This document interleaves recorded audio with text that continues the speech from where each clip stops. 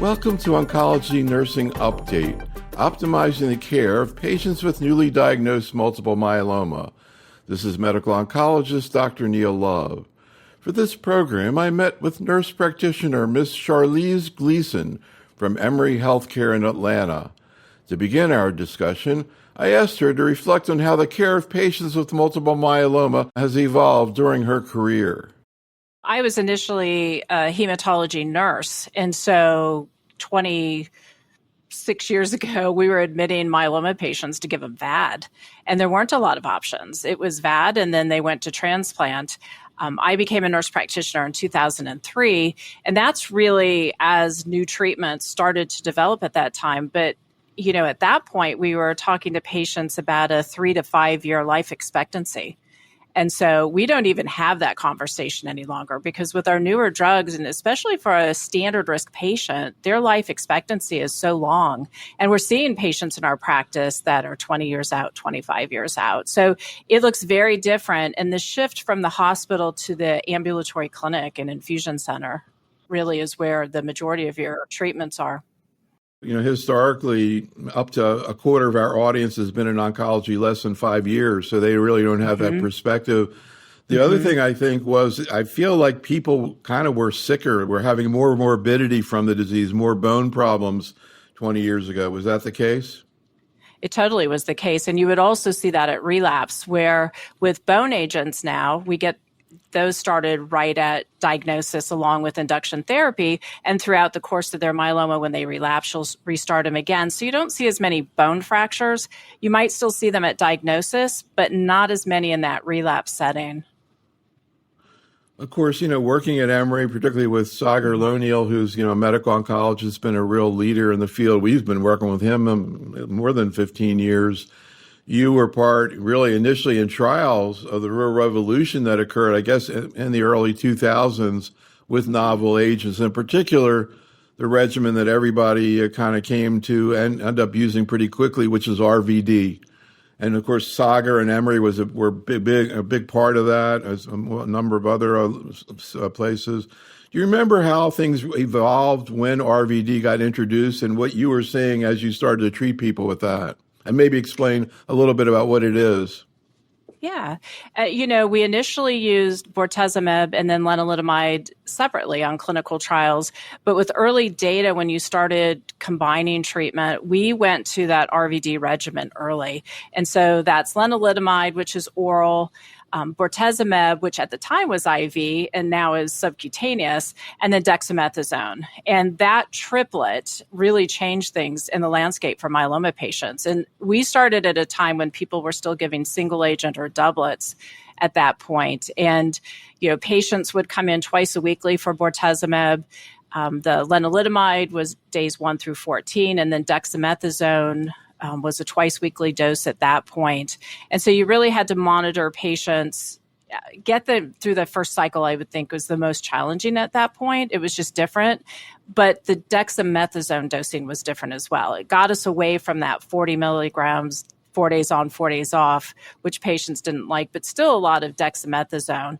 A lot of centers now give the bortezomib weekly. We're still a center that we'll start it off twice weekly, but watching neuropathy closely and knowing that we can go down to weekly on that. So it's been a really good regimen and really changed the lives of myeloma patients. So before we go on, maybe just because, proteasome inhibitors like bortezomib and IMiDs, or specifically lenalidomide, we have some new cell mods coming along, are still a big part of treatment. Anything you want to say about particularly the tolerability issues that you see with these two types of agents, and particularly bortezomib and lenalidomide? Lenalidomide, I think, is very well tolerated. It's, does cause fatigue. It's myelosuppressive. So you do give the patients a week off to allow their counts to come back. Bortezomib, it's really neuropathy that you're monitoring for. And so in the early days when we gave it IV, we learned quickly that it could cause very painful neuropathy for our patients. It's much better now because they receive it subcutaneous, but you still have to watch. And even if you're not seeing neuropathy, if, for instance, they're going through transplant, so that stem cell collection and then transplant, a lot of times that's when that neuropathy can can really kick in at that time. So it's still something we have to be very careful with, but it's a really good combination, and patients tolerate it very well. So, we were kind of reminiscing back to being at the ONS Congress where you've joined us in the past. We were in Denver this year. We did 11 programs. And there, when we are doing all these things at once, we maybe do 3 programs in a day on different tumors.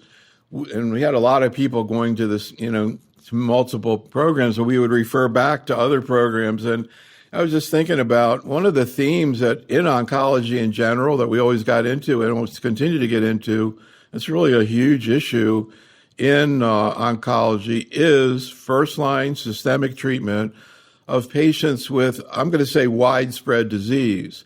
Because in solid tumors, that generally means, metastatic disease as opposed to locally where you can treat localized. But in a lot of hematologic cancers like the lymphomas and myeloma, it's just assumed to be systemic. And so they're getting the same thing, first-line therapy for widespread disease. And how, when you look across oncology in terms of that, how it's, again, globally, how it's changed. And one of the things we always talk about, almost every single program we do at ONS, and we did this year, is how now clinical biomarkers are entering into the treatment of patients in general, including myeloma. For example, in breast cancer, what kind of treatment you're going to get depending upon your estrogen receptor status, your HER2 status, many other things, colon cancer, your KRAS status. So, measurements of different types of, assays of the tumor itself so that treatment can be individualized. And every one of these cancers has their own sort of thing. So, we see all different kinds of approaches. Urothelial, we see antibody drug conjugates now in solid tumors, and hematologic cancers being used first line. Breast cancer, there was just a big presentation at ASCO on that. Diffuse large B-cell lymphoma, we have an antibody drug conjugate with chemotherapy. So each one has their own flavor. But I guess a couple things about myeloma have always been different. And one is that they have this kind of, I'm just saying from my point of view, because we teach all parts of oncology, a very different approach to the younger patient than the older patient. And it really revolves around the use of one of the older, you already referred to it, that was happening when you first started treatments, which is high-dose chemotherapy with autologous stem cell rescue, which continues to be used in patients who are able to tolerate it. And then with patients either who have comorbidities or they're older with comorbidities, they go down sort of another route. And it kind of seems like that continues to the present time. And really the big issue is whether they're going to get transplanted. After transplant, people usually get some kind of maintenance therapy, maybe indefinitely, like lenalidomide, for example.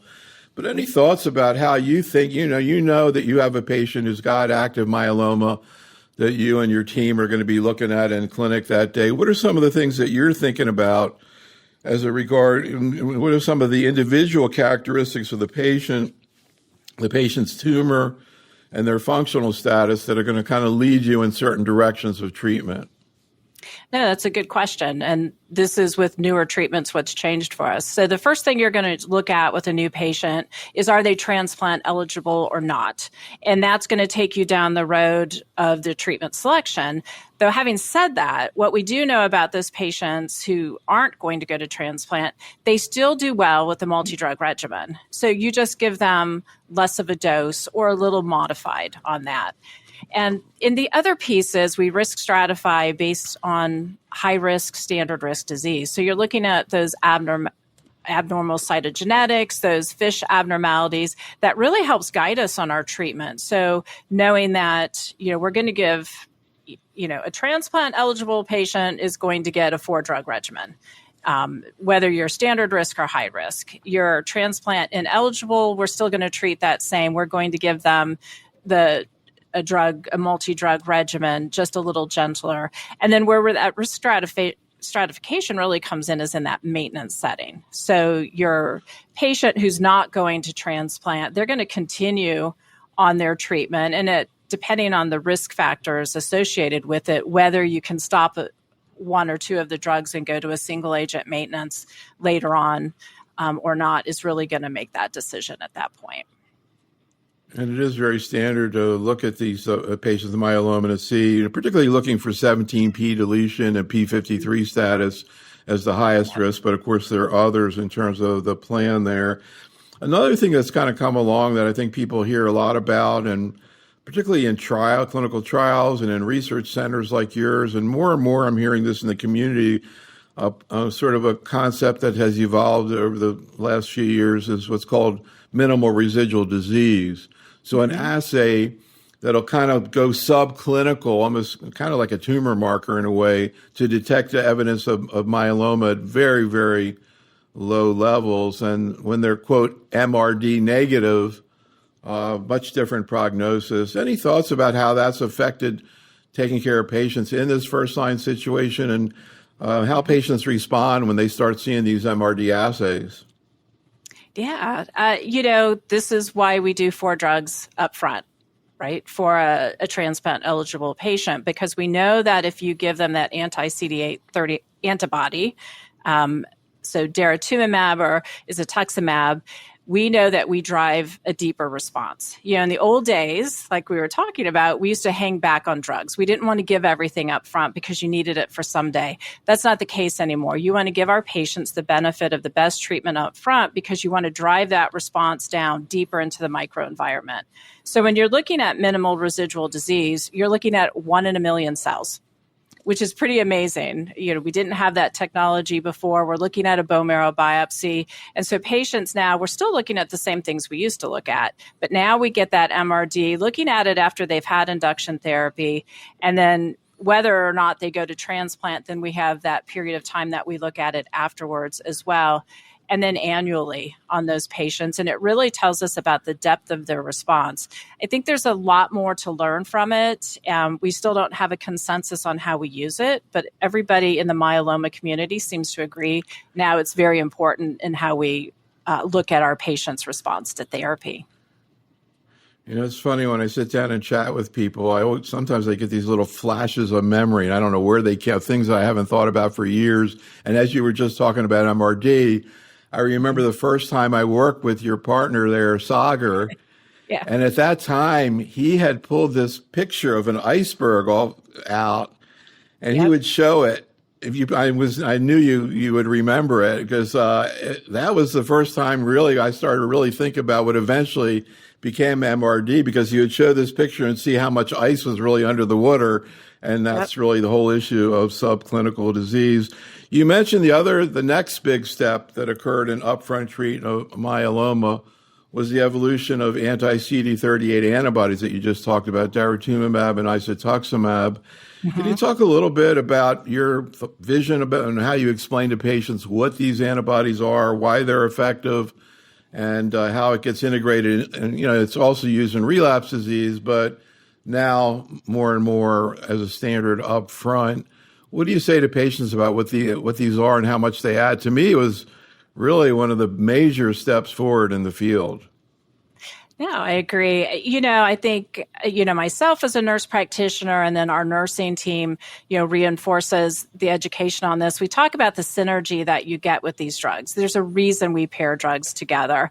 And, with the difference in that monoclonal antibody that really attaches to that plasma cell in a different way. It's the multiple ways that we, cause cell death in that myeloma cell. It's very well tolerated for patients. As a matter of fact, patients are very sad when they have to come off of it, due to progression. But, especially since, we tend to use daratumumab more, and we participated in the clinical trials, both monotherapy and in combination. And, when we went to subcutaneous, it's just so well tolerated and, really very few side effects. Patients do well with it.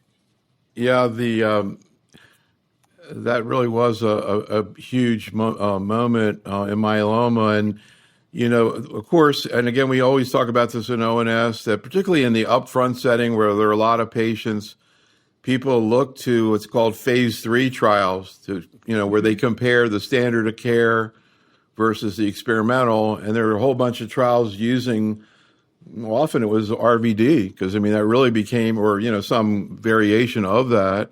to that same therapy, or might have been RD, but whatever, novel therapy, plus or without anti-CD38, and they immediately started to see, huge benefits without a whole lot of, serious toxicity. Some things that we'll talk about.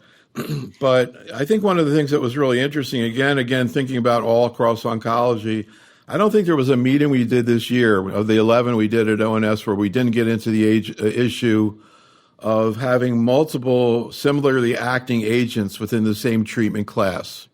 It happens, there are different proteasome inhibitors. There's carfilzomib, for example. In breast cancer, the classic example was letrozole and anastrozole. Nobody could tell, they never were compared, but they looked identical. And, there are all kinds of variations. Again, breast cancer, 3 CDK inhibitors to choose from, and on and on, EGFR, lung cancer, et cetera.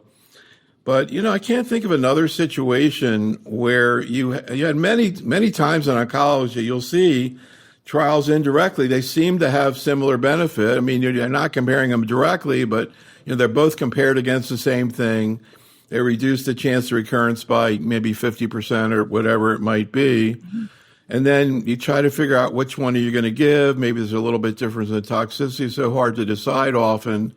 But the thing that happened in myeloma that was so interesting was that one of them, you have these two drugs that if you actually look at the trials, I think it was very difficult to separate either the efficacy or tolerability. I mean, maybe there is, but I've never really heard anybody say that.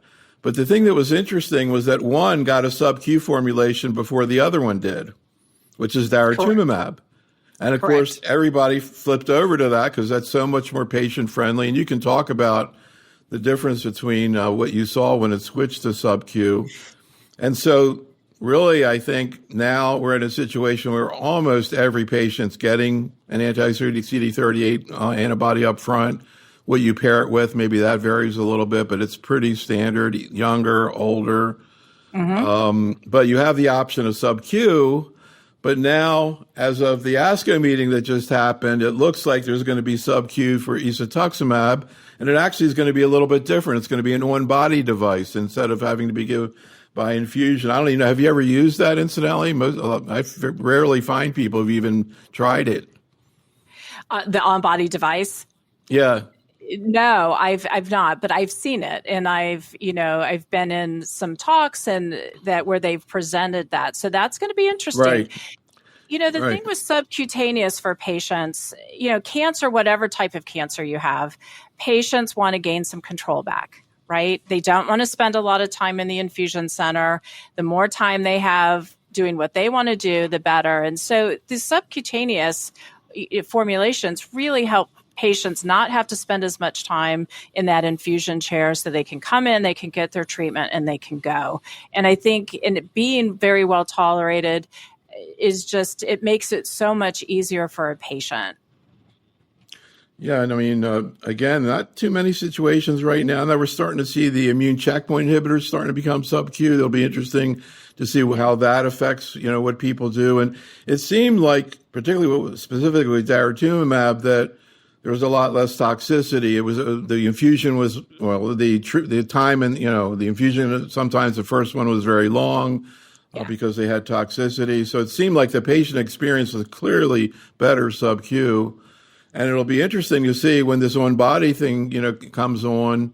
I've talked to at least some docs who've used it in trial who think the nurses like it a lot. They think maybe it could someday maybe be self-administered. I don't know whether that's feasible or not, but just so interesting how these different factors affect what treatment is, because you've been seeing great data with both of them. I don't know, it's hard to separate out. They have one that's a great trial and everybody talks about it, another one talk. But I mean, is that at your center, of course, you're one of the top centers in the world on myeloma.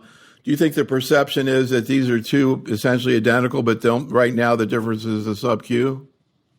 I think so. I think they're very similar. We used both on clinical trials. It's just daratumumab was approved first and then subcutaneous. So we just tend to use more of that at our center. But the data is really good for both of them.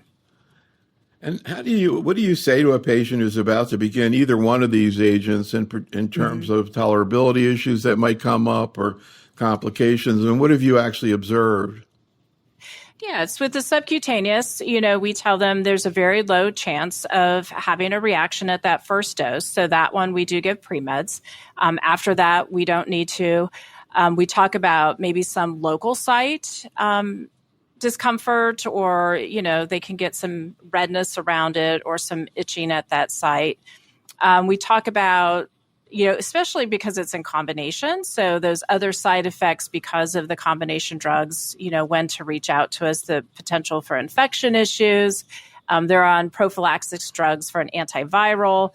If they're with an IMiD, they're on prophylaxis for DVT or PE. So all of those, you put all of those things in place. It isn't just the myeloma drugs, it's the other things for prophylaxis. So, you have patients that go from not taking much of anything to a lot of things now. So it's an adjustment for them. But you really try to tease out in the regimen which side effect they're getting. You don't dose reduce daratumumab, for instance. It's the dose that it is. And that's not usually the culprit. When they're having side effects, it's other drugs like dexamethasone that you typically have to adjust. But it's getting them typically through the first cycle, and then they do really well after that. And I think it really helps too. They tend to see results quickly, right? And so when you can see that you're responding to your treatment, that really helps as well. When you have patients who do go for transplant, how do you see them? Usually, again, they're usually better condition, although I'm curious what the oldest patient is that you've transplanted there. But how are they when they get back from transplant? It's a mix. I think the oldest patient, one of our colleagues probably transplants patients, Dr. Nuka, that are a little bit older. But I think for Dr. Loneal and I think the oldest patient was probably 81. They tend to be younger, but you really look at their performance status. It's not so much their age. Many patients do quite well with transplant, more fatigue, and some people get a little more.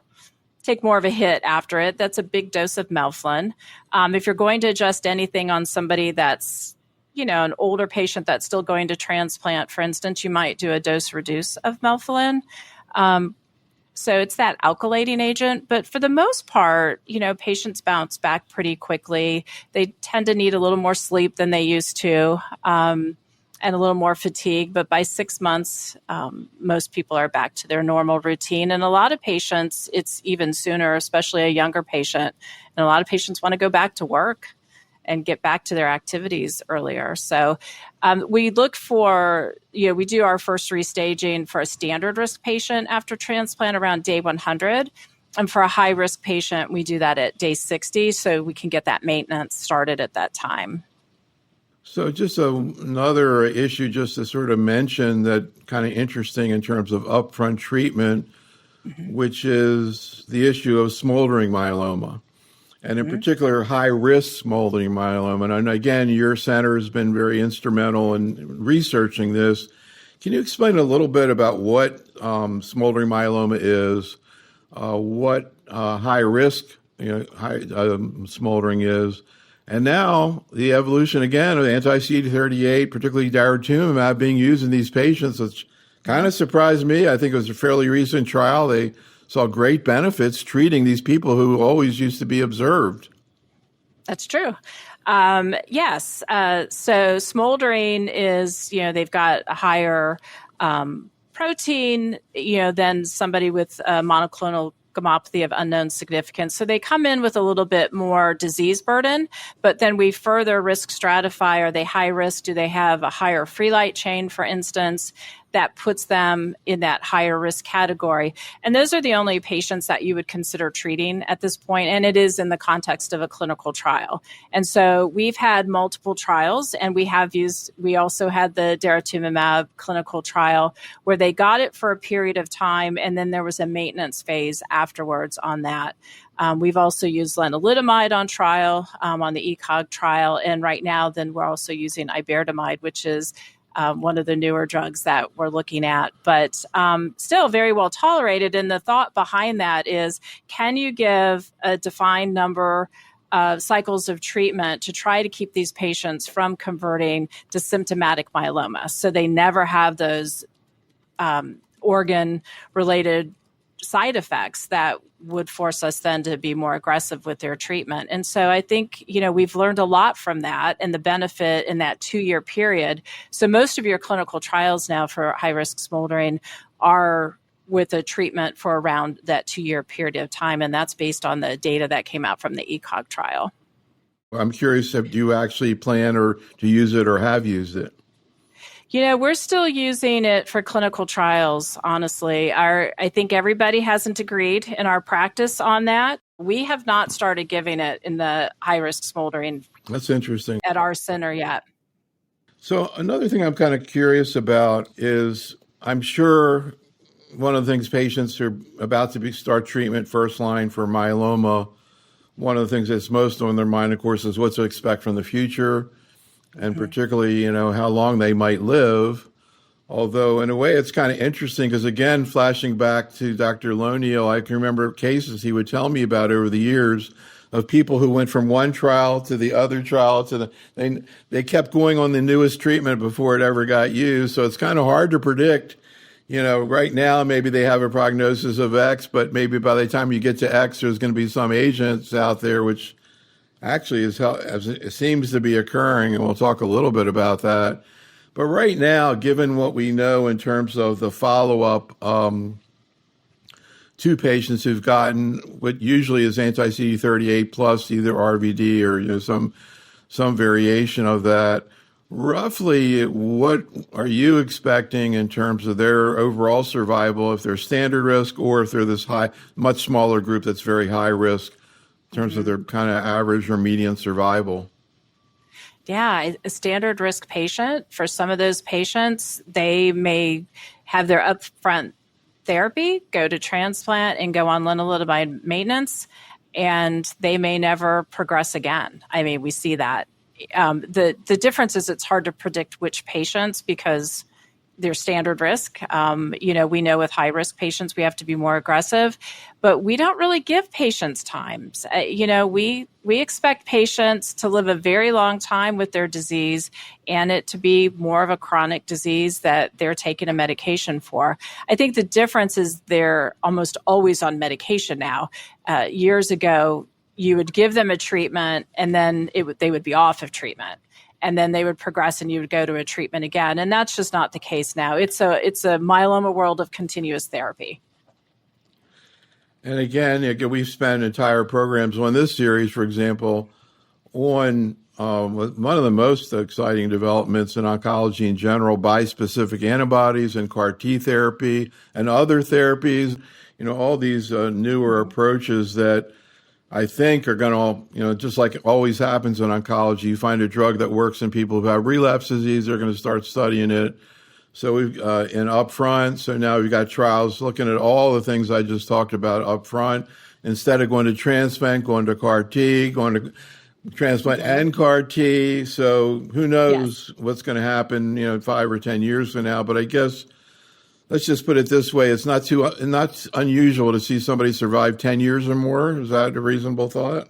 I think that's totally reasonable. Yes. I think a lot of myeloma patients, if you look at the median age of diagnosis, in a practice like ours, we see all ages, but the median age is later in life. So in 60s. So a lot of patients will die from something other than their myeloma because our treatments are just so good.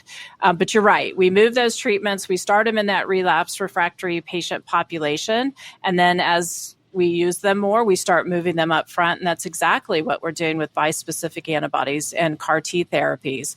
So CAR T is already approved for first relapse. But we're looking at it in the upfront setting on clinical trials as well. And bispecifics, are off the shelf, easy to use. And we're also looking at the combination of bispecifics. So 2 different targets and how do we use those?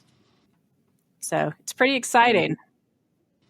For sure. I was just reflecting back too, though, on this issue of first-line therapy and widespread disease across oncology. And like the scenario you just described, in a disease that looked a lot like maybe pancreatic cancer 20 years ago, but unfortunately the discussion is not that much different than it was 15 or 20 years ago. But then there are pockets of oncology where you're just seeing explosions. And myeloma certainly is one of those. I want to get into your cases a little bit so we can sort of get into this issue that we always get into with in ONS meetings, which is when we start getting into the reason we always talk about real patients is the theme of why was it different to take care of this patient than another patient in the same oncologic situation, but a different person. So different comorbidities, age, attitude, social support, you name it, all the things that, beyond just the tumor. But before we kind of see how that plays out in some of your patients, just kind of curious in general, what are some of the things, again, that you're thinking to look at in a patient you're going to be seeing with first-line therapy? And also how you look at patients, let's say, myeloma has always been a great leader in looking at older patients. You guys came up with the idea of very elderly, which I never heard before. And how this thought process in your mind differs when you have a 70-year-old patient coming in compared to an 88-year-old. Mm-hmm. Yeah, so you're still going to look at their performance status. You're going to look at their other comorbidities and those side effects that they have from those things. So you're risk stratifying, but you're also looking at the patient in front of you. You're looking at the care system they have. Do they have a care partner? What is that social system like available for them? And so, you look at that for these patients, and you could have a 50-year-old patient that comes in that just doesn't have the things in place, for instance, to take them to a transplant. So you really need to look at the whole picture of the person who's in front of you. And so if I'm thinking about an older patient who we know is not a transplant candidate, there are really good treatment options for them. And as we said before, you're still going to give them the benefit of a multi-drug regimen. You're just going to do it in a lighter fashion. So one other sort of generic issue about first-line therapy that I hear a lot from oncologists, and you kind of referred to it earlier, is the issue of the corticosteroids that these patients end up receiving. And I think in a way, again, when I think across oncology and I think about steroids, the first place I think about is you guys. And you talked about the dosing, et cetera, and also particularly the issue of dosing in the very elderly. So I'm curious, what kind of issues do you think about with people getting steroids? The hyper syndrome that they may get, not being able to sleep, diabetic issues, what you see and how you kind of adjust dosing to that. Definitely. And they might have that history of diabetes, right? So you want to dose steroids very carefully. They don't tolerate the higher doses. And while you do get that synergy, and we know that dexamethasone works well in our regimens, we definitely go to a lower dose version.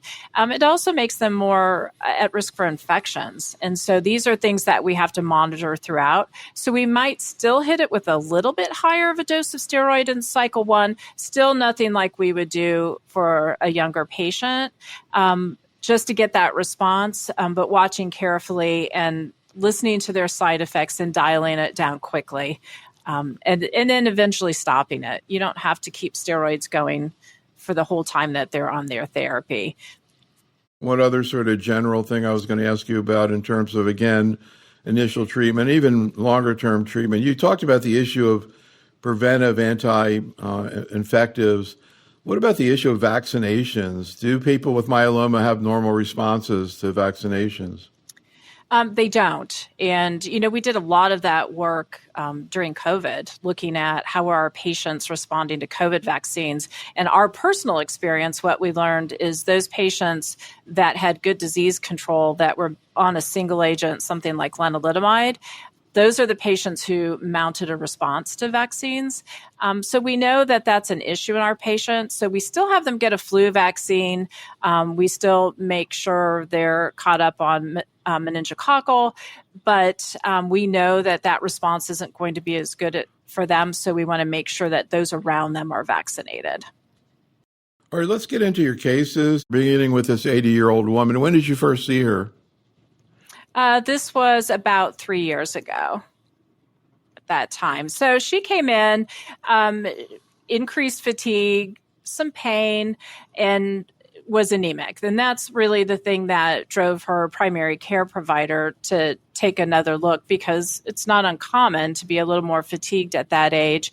And, she was anemic, and they had an abnormal protein. She didn't actually, even though she had some back pain, she didn't actually have lytic lesions, which is a little bit different, right? We think of everybody coming in having that bone disease. Her bone marrow was pretty full of disease, and she just was a little bit frail. She had that history of AFib and was already on apixaban, some hypertension that was well controlled, but she already had a baseline neuropathy too. So we really had to think about that for this particular patient, knowing that some of our treatments have that potential to cause neuropathy. So it's really looking at that patient and tailoring that treatment and knowing that this is going to have to be monitored closely.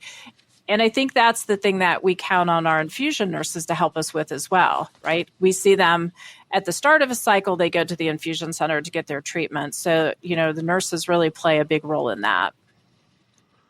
What was her neuropathy from? Did she have diabetes? She did have some diabetes, so it was well controlled. But, we have patients that come in that will have a baseline neuropathy for different reasons. And, so it's just something that you have to keep in mind when you're treating them. So a patient like this who's not transplant eligible, and she wasn't, you still want to give her that benefit of a good regimen. And so, we tend to go to a regimen with daratumumab, lenalidomide, and low-dose dexamethasone, leaving off the proteasome inhibitor, which was consistent with how the Maya trial did it. And she responded beautifully to this. She tolerated it well. We did a lower dose of lenalidomide for her. She started at still a pretty decent dex dose at 20 milligrams, but then we reduced that as well. But she responded well, went into a complete response, and MRD negative, which is the best case that you could get for the patient. So in answer, you mentioned here that the study that really led to the treatment she got, the median progression-free survival is 64 months. That's more than 5 years. So these older patients are getting this regimen without a proteasome inhibitor, and of course now they haven't even got second-line therapy, but they get on average, they get to 5 years just from the first treatment. And really makes your point about 10 years and more being, a reasonable goal for a lot of these patients. And now I'm curious too, if you could, what this woman's lifestyle is like. Does she have a family? What does she like to do? What's her quality of life? Yeah, she actually moved to the Atlanta area to be near her daughter. And, she was still very active. She would bring her knitting with her to clinic, and she had grandchildren in town. And, she tolerated treatment. She came, got her treatment. It gets to a once a month, with daratumumab. And so, sees us briefly and then, gets treatment and is living her life. What kind of work did she do in the past? And what was her attitude about information? Was she asking a lot of questions, looking things up, or just asking you what to do? No, I find that myeloma patients ask a lot of questions, and that's good, right? They're pretty educated. She was a retired school teacher, and so she was used to information, right? And wanting information. And and she's an active member of the local support group. Really? Yes, and still does that. Yeah, it's interesting. It's kind of, in a way, now with all our electronic abilities to communicate like we are right now, you kind of maybe don't necessarily think about these live. I mean, I don't even know, maybe the support groups are Zoom too, for all I know. But what do you think people get out of it? What do you think they get out of the support groups? I mean, I guess the obvious would be, support and encouragement, but any specific things that you think they get out of that? I think there's a psychosocial support that they get in hearing somebody else's case or seeing somebody that's doing really well.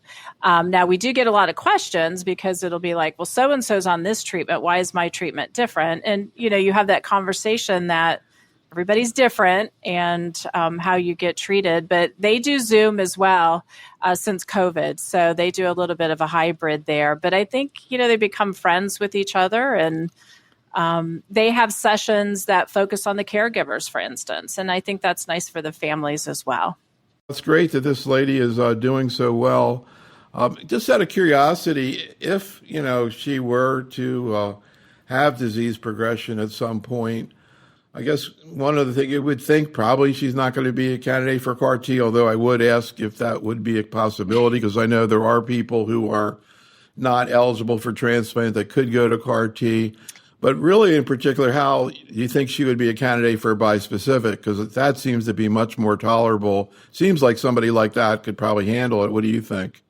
I think so. We have taken patients as 82, 83 to CAR T, but it really depends on their cardiac status too. That particular patient had AFib and, a little bit older now. So probably would think about a bispecific. Mm-hmm. Yeah. So, I was mentioning, I kept hearing about cases from Zager of patients going from trial to trial. I got to tell you that we did I've been doing patient interviews ever since the pandemic, really. And one of my favorite examples of that was I did a video with a patient, a man who'd been on the bispecific teclistamab, which, of course, is one of the bispecifics out there. He'd been on it for a year and a half. Very smooth, almost no toxicity, complete remission, doing great. And the day that I interviewed him was the day it was approved. Yeah, that's great. So he had been on it for a year and a half before it got out, and he'd been enjoying the benefit of it. And again, I keep thinking of all your patients I've heard about through Saga with just that same story. They went to one trial, then they go to something else, and then they their history is the history of the evolution of treatment, but, just a different story nowadays with trials, the real opportunity not just to help future patients, but current ones. All right, well, now we have a much younger patient, 62-year-old. Now we're getting into the arena of transplant eligibility. I don't know whether this patient was or not, but 62, that would be one thing I'd be thinking about if he was going to be showing up in clinic. But what happened with him? Absolutely. So he came in, he did have a lot of bone disease. So it was progressive back pain. And, on workup, he had a lot of compression fractures. So he's somebody, he was a little bit hypercalcemic as well with that, and significant pain issues at that point. So he had a kyphoplasty. He was standard risk disease, though. We did induction with DARA RVD for him. Did 4 cycles, did stem cell collection, and took him to transplant. And he achieved a complete CR, a serum CR, MRD negative, and just is on single agent lenalidomide maintenance now. And, it took us a while to get him through the pain issues with help from, other colleagues, orthopedics and but he's off of all pain medicine now and pretty much back to his normal life. The last time I saw him, he had just come back from 2 European trips and then was going to Alaska. So, he's traveling, he feels great, and he's doing really well. And, he had some residual neuropathy after transplant. So we delayed starting his lenalidomide just a little bit, but he's on it, doing well. So, it's natural. When we ask people to present cases, we often hear success stories. And I guess it's important to say that not every patient does as well as the 2 people you presented here, but a lot of them do. And I think the fact that this is not a very unusual story for either one of these patients is noteworthy. What kind of work has he done? Is he still working? Family? What's his life like? Yeah, he's married. He has children that are out of state, grown children and grandchildren. He is working. He's in a distribution business. And so back to kind of self-employed. Back to normal work, back to golfing, which with the back issues like he had, patients don't always get back to some of their prior activities. But it took him a little bit of time to get there. So, as you know, one of our themes over the years is, when was the last time somebody said to you, "Why are you in oncology? Isn't it depressing?" And, I love hearing what people have to say about that, particularly, people just entering the field. But, these two cases, again, are really good examples. And I know you and everybody sees situations that are very, very difficult, but you also see situations where people really go through transformation and they're not just becoming, treated well for their disease or even cured, but maybe even transformed at a deeper level. Here you have a young man, 62 years old, presents with what I would call disseminated cancer, right? And not like it's like a single lesion we can take out. And he's in severe pain. I can imagine his mental state once he got the diagnosis. And I'm curious what you've seen in him and other patients when they go through things they never thought they could get through, how it affects them, and also how it affects you to see that. I think this one was a little more challenging in how he felt because he just struggled with the how this happened to me aspect, right? I was living my normal life, doing my normal business. I had some back pain, and then bam, I'm in here and, I've lost height in my spine and, I've had kyphoplasties, and then I'm told I have this cancer I've never heard of.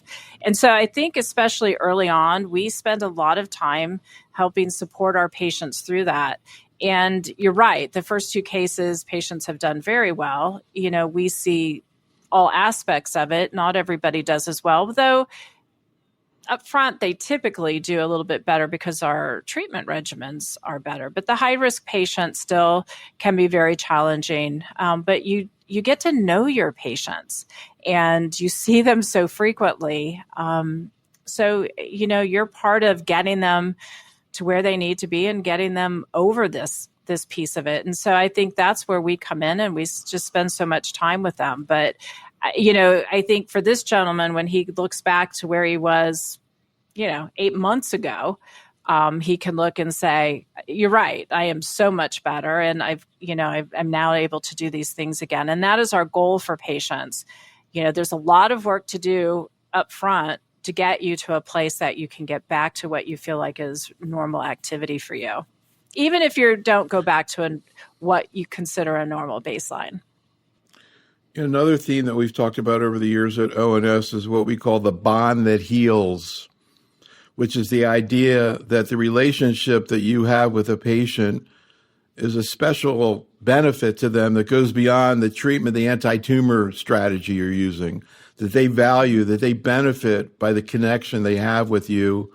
Any thoughts about how that played out in, for example, these two patients and what you see? Do you feel that as you practice? Yeah, I think that it's very important to have a connection with your patient.